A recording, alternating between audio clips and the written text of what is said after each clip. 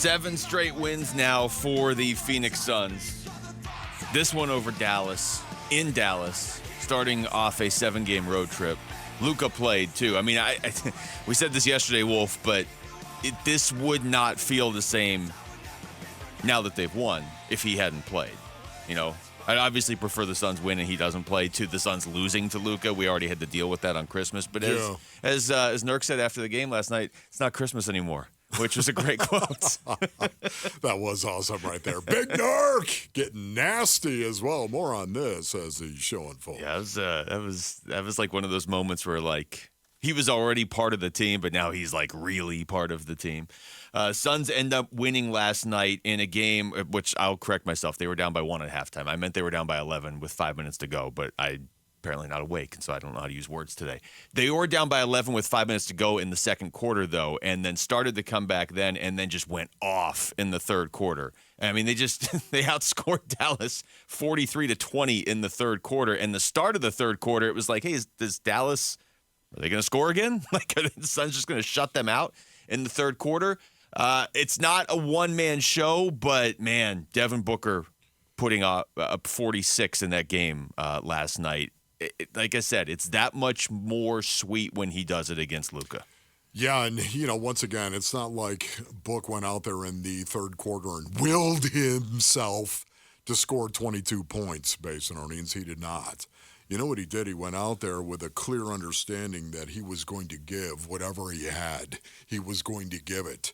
And we all know that shooters can get hot. As you're out there giving it and you're competing, you can actually get in a groove, a nice little shooting groove. And that's exactly what happened to Devin Booker. He scored 22 points in the quarter. Again, did he will himself to go out there and do it? No. He willed himself to go out and actually be a professional athlete and compete and give all that he had. And it was good, wasn't it? And it impacted everyone else around him. The Suns played one of their best quarters of basketball I think we've seen all year. Yeah. This is 17 straight games now, dating back to December 22nd, where the Suns have only had the same leading scorer in back-to-back games once. That's when Durant, it just happened when Durant put up 40 against the Pacers and he put up 43 against Chicago. It's incredible. 17 consecutive games, they've only had the same leading scorer in back-to-back games one time. And it's not all Booker and Durant. Now, it mostly is, but like you've got Grayson Allen and Bradley Beal mixed in there too. But it's like in a weird way, they are kind of balanced. People look at them and they say, oh, they're super top-heavy, and they are, but not top-heavy in the sense of like they've got one great player and then a couple okay players and then a bunch of role players. And the only reason I bring that up is because this could serve them really well going forward, because this is what it would look like if there's no way to cover everybody, right? So, like, you just go back. I don't think we go back to January 1st. Bradley Beal puts up 21. Okay, next game, Booker puts up 35. Okay, next game, Allen puts up 31. Then Booker 24. Then Durant 30. Then Beal 37. Then Booker 34. Like, you can't zero in on one guy, obviously, because somebody else is going to go off. And they're not just going off. I mean, recently, your leading scorers 52, 40, 43, and 46. This isn't even like, hey, that guy put up 27. No, the guys are putting up like 50 now for the Suns. You know what's really, really interesting right now? We keep talking about the L.A. experience for the Phoenix Suns, where they lost to the Clippers, of course, and then 2 nights later, they beat the Lakers. They lost in a very embarrassing game against the Clippers. And then all of a sudden, they beat the Lakers. And it was the first time in, 4 games? It was. Yeah, they were 0-3. Yeah, they were 0-3. So now all of a sudden, here it is. They beat the Lakers. And we looked at that game and said it at the time. This could be the launching point. This could be a launching point right here for the Suns. And sure enough, that Lakers game, they've won 7 games in a row since then. Interesting. But also, when you get a little bit more specific and you talk about the big 3, Luke, I know you've got these numbers, and this is really, really important. I think that we look at these numbers and say, hey, what is going on with the Phoenix Suns? To your point about how diverse the leading scorer has been with the Phoenix Suns. Yeah, so they've now played 12 full games together, the big 3. I'm throwing out 12, that Knicks game where Beal played like 5 minutes. I'm not counting it. There's no point in counting it. 12 full games they've played together, the big 3. Yeah. They started 2-3 in those games. They are now 9-3 in those games. So does it seem like somebody may have figured something out? Well, in the last 7 games. I figured out Kevin or Devin? That's true. No, that's not Maloney what has I'm cracked saying, the code Mel. there. Yes. The 7-game winning streak, they are averaging the big three nearly 80 points a game. It's like 79.597, whatever. But basically, it's 80 points a game from the big three on this 7-game winning streak. Yeah, and again, this could be pure coincidence, but stop and think about it. You've got 3 guys that are really, really good basketball players. Ron Wolfley reporting that have played together 12 games.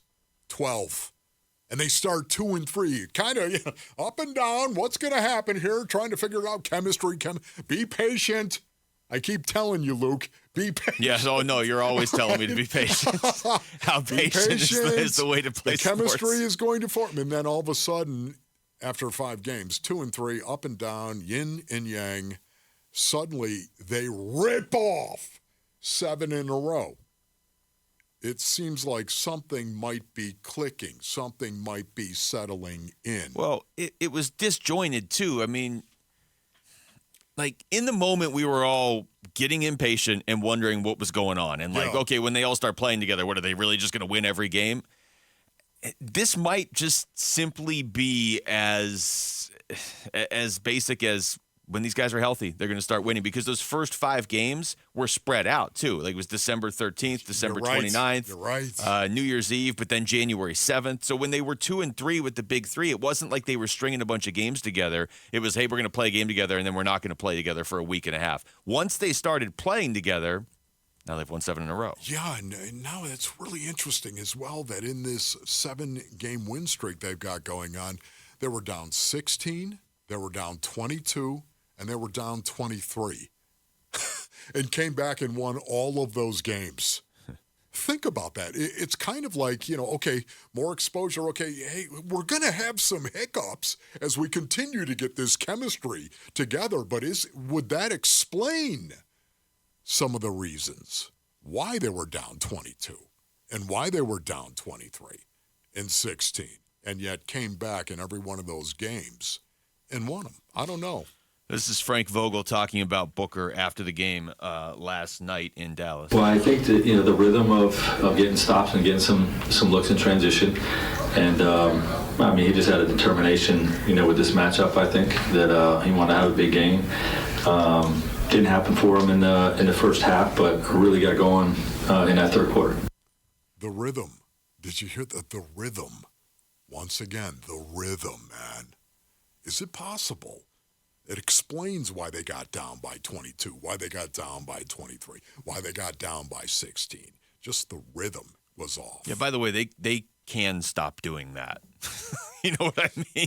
Like, they don't need to keep falling way behind in the first half of these games, but at least the comebacks are starting earlier and earlier. I was just going to say, when you think of your 12 games, they've been together 12 games and they started 2-3, and now all of a sudden they're getting exposure to each other. It almost explains, we're a band and we're getting together, and sometimes our rhythm isn't going to be on because we haven't played together for a long reps. time. It's crazy to think that players at that level just need some reps together, but, it makes a lot of sense. Thanks for watching Wolf and Luke. Tap to see more and click the button in the middle to subscribe to Arizona Sports.